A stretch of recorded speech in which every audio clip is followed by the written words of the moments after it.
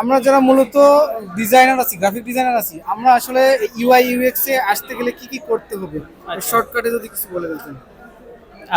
ভাই graphic designer যারা আছে তারা যদি ইউআই ইউএক্স এ ফোকাস হতে চায়, আহ, আমি যেটা বলবো যে প্রথম নিজেকে বিভিন্ন টুলস নিয়ে এক্সপিরিয়েন্স নিতে হবে আর কি, মানে এটা হচ্ছে ফার্স্ট কাজ। আপনি যদি টুলস নিয়ে এক্সপিরিয়েন্স না নেন বা না থাকে তাহলে হচ্ছে আপনি ইউআই ইউএক্স ডিজাইনার হইতে পারবেন না।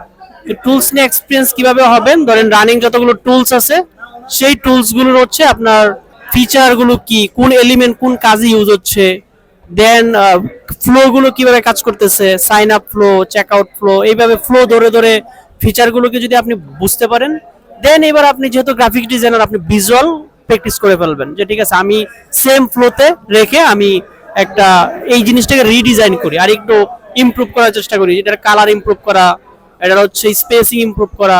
এভাবে যদি প্র্যাকটিস করে যান কিছু প্ল্যাটফর্মের, খুব সহজে আপনি হচ্ছে মুভ করে ফেলতে পারবেন। এরপরে গিয়ে হচ্ছে আমি বলবো যে আপনি বিভিন্ন ফ্রেমওয়ার্ক ডিজাইনের যে প্রিন্সিপাল ইউএক্স ইউআই এগুলো শিখলেন আর কি। আর শুরুতে যদি প্রিন্সিপাল প্রসেস এগুলো যদি ফোকাস হতে চান তাহলে হচ্ছে আপনার শেখাটা আপনার জন্য টাফ হয়ে যাবে।